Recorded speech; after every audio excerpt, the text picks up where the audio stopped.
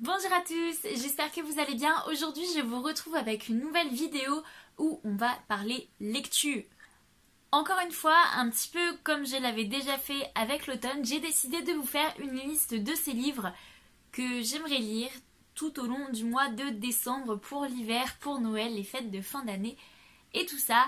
Bien évidemment, j'ai réduit la liste parce que je n'ai pas réussi à faire celle de l'automne. Et du coup, il n'y aura que 5 livres et j'ai également aussi décidé de vous donner un petit résumé des livres plutôt que de vous laisser chercher.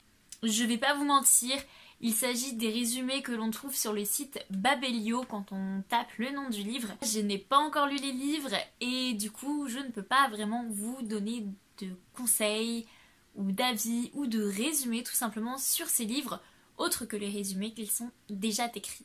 Donc c'est parti. On commence par le premier livre qui est tout simplement Le Monde de Narnia. Alors le tout premier tome, bien évidemment, parce qu'il faut commencer par le premier. Mais c'est vrai que quand on est plus ou moins habitué à avoir d'abord regardé le film, le tome 1 ne va rien du tout vous dire, puisque c'est tout simplement le moment où ils vont découvrir l'armoire, créer l'armoire, la fabriquer tout simplement. Donc en fait, oubliez le film, puisque tout ce qu'il y a dans le tome 1 n'est pas dans le film. Enfin presque pas. Pas que je me souvienne en tout cas de ce que j'ai lu. Pour le moment, il n'y a rien qui est dans le film. Donc c'est vraiment autre chose qui a été complètement mis à part. Donc je vous lis le petit résumé. Polly trouve parfois que la vie à Londres n'est guère passionnante, jusqu'au jour où elle rencontre son nouveau voisin, Diggory. Il vit avec sa mère malade et un vieil oncle original. Celui-ci force les deux enfants à essayer des bagues magiques qui les transportent dans un monde inconnu. Commence alors la plus extraordinaire des aventures. Donc, comme je vous l'ai dit, oubliez le film, on n'y est pas du tout. Du moins, pas encore. Mais c'est la création de l'armoire et c'est quelque chose d'essentiel. En tout cas, je trouve, c'est super important de savoir comment ça a été créé avant de lire la suite. Enfin voilà. Le premier tome 1 de Narnia et les autres, si vous avez le temps de les lire, bien évidemment. Le titre du deuxième livre, c'est All I Want for Christmas. Et c'est un livre qui a été écrit... Attendez, j'ai pas envie de vous dire de bêtises sur le nom de l'auteur. Oh, c'est pas noté. Attendez, je vous dis ça tout de suite. Eh bien, je ne l'ai pas noté. Je vous le mettrai sur l'écran alors. Désolée, j'ai mal préparé la vidéo. Une romance de Noël aussi savoureuse qu'une truffe au chocolat, les calories en moins? Cette année, à part une compilation de chants de Noël par Sinatra et la recette magique pour manger sans grossir, Emma n'a rien demandé au Père Noël. Son job lui plaît, ses copines sont adorables quand elles ne la traînent pas à la gym, et Yann est le meilleur ami que toute femme rêverait d'avoir. Que demander de plus? A priori, rien. Sauf que Noël, c'est bien connu, c'est la saison des miracles. Et quand le Père Noël prend l'apparence d'un beau brun terriblement sexy, Emma regrette très vite d'avoir enfilé ses grosses chaussettes de laine au lieu de les suspendre au-dessus de la cheminée. Donc ça a l'air d'être un livre assez drôle, un petit peu comme les téléfilms clichés qu'on voit à la télé le midi, enfin l'après-midi plutôt. Bah pourquoi pas le tester, c'est un petit peu un moyen de rire et de se détendre et ça peut être pas mal. Ensuite, tout simplement, les contes de Noël de Charles Dickens. Je pense que c'est plus ou moins un incontournable. Je pense que vous connaissez tous le Noël de Monsieur Scrooge. Ou si vous ne le connaissez pas, vous connaissez plus ou moins l'histoire, mais pas avec Scrooge. Enfin, c'est un conte de Noël assez classique et il est justement parmi ce recueil de contes-là. Donc dedans, je vous lis le petit résumé et on reparlera un petit peu après. Dans ces 5 contes, Dickens célèbre l'esprit de Noël, le partage et la charité, et dénonce l'injustice sociale qui exclut les pauvres de cette fête. C'est un portrait truculent de la vie quotidienne et une condamnation sans appel de l'exploitation et de la misère. Ce message social, Dickens nous le donne en douceur, par le détour du conte et du fantastique. Dickens reste toujours un petit peu dans les mêmes thèmes, il veut juste dénoncer l'injustice, ce qui est tout à fait honorable. Là, dans les contes de Noël qu'il a écrit, vraiment, vous allez voir, c'est... Le message, en fait, il le fait passer par les contes et c'est tellement, tellement, tellement bien.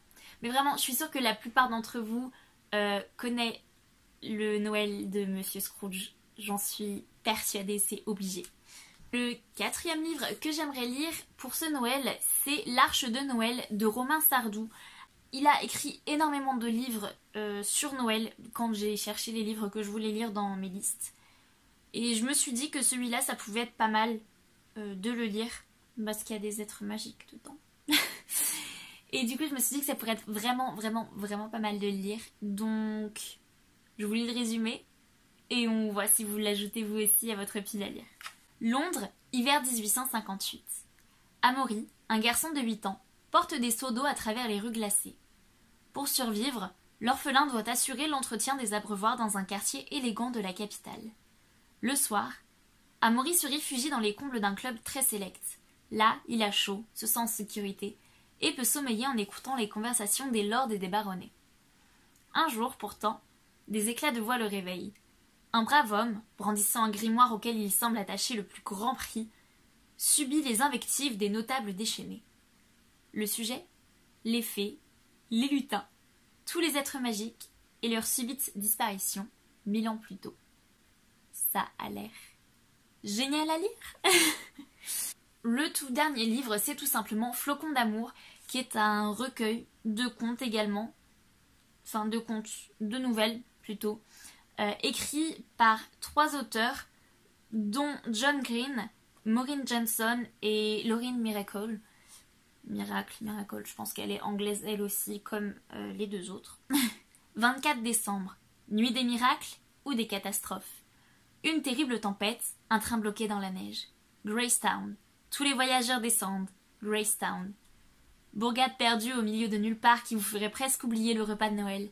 Pourtant, Jed, jubilé, et les autres vont partager le réveillon le plus insolite de leur vie. Dans un café bondé de pom-pom girls ou au détour d'une route enneigée, les rencontres inattendues se multiplient.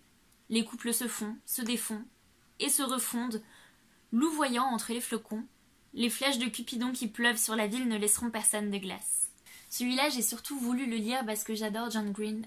J'ai lu 2-3 de ses livres, je les ai dévorés, je les ai adorés. Et je me suis dit, Flocons d'amour, Flocons, c'est Noël. Le titre en anglais, c'est Let It Snow. Donc, c'est sur le thème de Noël. Donc, on le lit à Noël. C'est pour ça notamment qu'il est sur cette pile à lire-là. Vous l'avez vu, j'ai pris 5 livres qui sont à la fois similaires et différents. Ils traitent tous de Noël, bien évidemment, mais de façon différente. Il y en a qui vont être plutôt marrants, d'autres qui vont essayer de faire comprendre des choses en donnant des morales à travers des contes, donc sans forcément qu'on s'en rende compte. Chaque livre est différent, chaque ressenti sur les livres est différent, et c'est pour ça qu'on n'a pas tous les mêmes styles à lire. Moi personnellement je vous propose ces 5-là parce qu'ils ont l'air vraiment pas mal et on reste un petit peu dans l'univers de la magie très clairement parce que j'adore ces livres-là, les livres un petit peu fantastiques, magiques, ou alors les livres qui nous font un petit peu rire, qui sont dans le cliché, j'adore ce type de livres-là. N'hésitez pas à mettre en commentaire vos livres à vous que vous comptez lire pour ce Noël, et moi je vous dis à demain avec une prochaine vidéo. Bye bye!